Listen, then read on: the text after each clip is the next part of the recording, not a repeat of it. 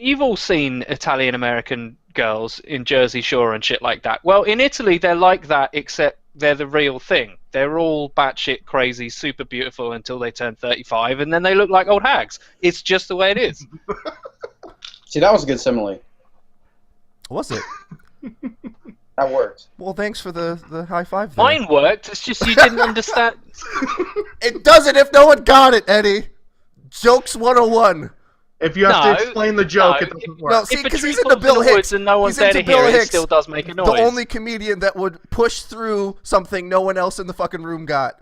That's where Eddie's mentality is focused. 10 years from now, they'll call me a visionary. Whereas if I dumbed it down, they'd call me just one of the regular fucking Joes who makes bad comparisons. Yeah, right. And my wife's like, God, you're really smart. I'm like, no, I just steal the other arguments of the other two hosts on the show. These are not my arguments. This is why he does the highlights. This is why he does the highlights, Eddie. Swear to God. He's been transcribing everything all this time. I'd like to just point out how ludicrous it is that someone who is a co-host of this show and who's a programmer with a great job at IBM says, no, the other two are smart. And we're basically mums. Yeah, that's a good point. I actually agree with that. Not with what I said. Yeah. As usual, we had the religious argument because it's Christmas. We're sitting around the tree opening presents, and like people turn, like they realize, like, oh wait, you're not one of us.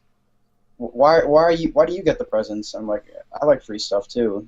You know, come on. First of all, the presents are from Santa, not Jesus. So I don't have to believe in your magical God, man, because we all agree Santa's not real, God, right? Man. Right?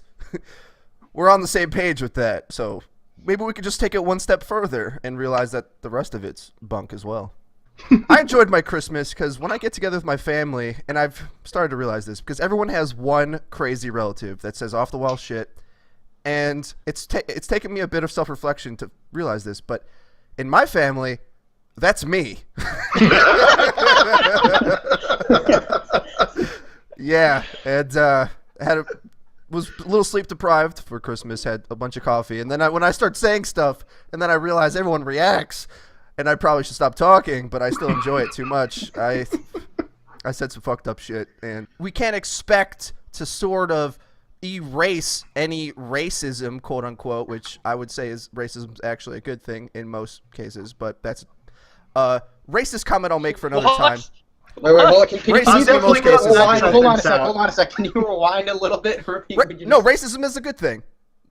Because most of your racism is positive. Most of your cultural assumptions of another human being based on how they present themselves and the ethnic origins you can assume. You know, it's difficult to really make that point of view as a white male living in America. Drinking around my family is quite weird. It's like, I don't know, because they never like offer me alcohol.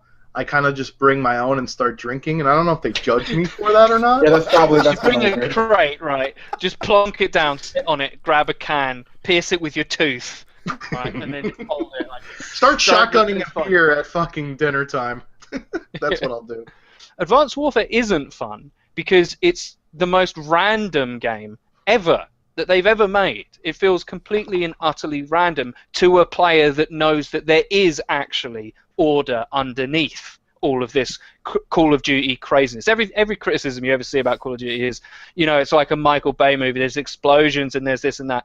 But to those people that actually have played it enough and go, well, actually underneath it's kind of formulaic and there are things about it that are predictable. No one I know is really playing COD, and if they are playing COD, they're playing it on some like reverse boosted account so that they get shit kids. And I have a problem with that, with score-based matchmaking, not because I'm like, I want to shit on 11 Sneekos in a lobby, or 11 Bryans in a lobby. He's calling you out, bro. My 6v6 versus yours. I have a theory that if they remastered Modern Warfare 2 and took the broken shit out of it, we'd be playing it right now.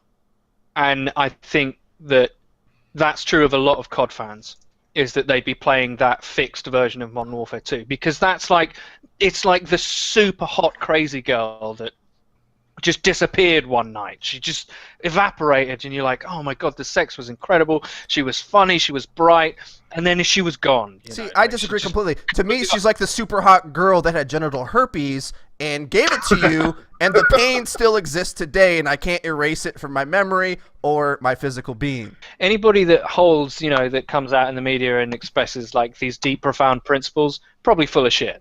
Right? So the more committed you are to standing up for whatever virtue you espouse, the more likely you are, in my mind, to have broken your own principles a number of times. And people that don't do that and are just like, I wish some politician, some Democrat politician, like Anthony Weiner, would just be like, I love fucking. What can I say? I trust that guy more than a guy who's like absolutely reprehensible, all that bullshit. Like, I would trust the guys like, what can I say? I like hot chicks. That's my dick enjoys getting its picture taken. Why should I deprive my dick of its greatest fucking achievement? It's smiling for the camera. Come on. I'm sorry, I'm getting distracted. There's this ad on my screen. Make a play for Asian girls. ChinaWomenDating.com. Google knows me. What can I say? Homework for you is to go to a website called rightwingwatch.org, and you will. It's worse than Wikipedia. You just click on one video and you're lost for 4 hours. Yeah, it's totally like that. It's basically, all the shit in your darkest of dreams that you can't imagine people actually saying ever. Well, they're saying it, and they say it on television and on radio, and you can't believe the shit they say. What I'm saying is we take the word racism back. We take it to mean something better. We take it just like the N-word or whatever. You take it and you say it's more about our groups and communities and exploring the beauty of the difference of race rather than it being one versus the other. But to assume that we can somehow take the prejudice away is just a ridiculous thing to even think is possible. Well, I think what we should espouse to is not to eliminate the prejudice entirely, but to ignore the first impressions, as sometimes it could be false. You can't always judge a book by a cover. That's how the saying goes. Excuse me. And I think that is something to strive for in the public sphere, where these are people that are supposed to be subservient to all, not to just the agenda that has been set forth by A, B, C, or D. And like Eddie said, that's principle versus practicality, though, Brian. That's the issue, that you can say that, and you can give police all of the sensitivity training in the world, but when it comes to those life or death situations, and yeah, there's been plenty this year where cops have fucked up, how many are there when that helped them stay alive? Like, you're initiating a flight response from some of these guys in some of these situations, and to assume that, like, they're not going to react that way, it's not a possible goal to achieve. That's what I'm saying. It's an impossible expectation. So instead of that, we should focus on things that are actually possible to be done, like putting cameras on cops and holding them accountable for things. The giant board in front didn't have the layers and layers and millions of pages of research that backs up the shit that they're saying. Come on, Freedo, you gotta have parenthetical citations up in this bitch. You can't just say the smallest life forms appeared 4 billion years ago, and we're supposed to take that shit at face value. Okay? You need a little one after that with a fucking citation. Who would Jesus torture? Advanced it's so much bullshit I can barely even spit it out. Advanced interrogation techniques are not torture, with this smug little look on his face. Sneeko, what did you have to say?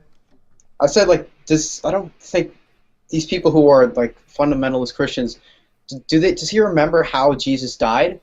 And the crosses and everything that Christians promote, like Jesus died for our sins, he suffered and he was tortured for a whole day with the thorns in his head. Well, that's the thing that gets me. It's like, yeah, some guy who got tortured, he's really going to promote. He's all for it. Torture.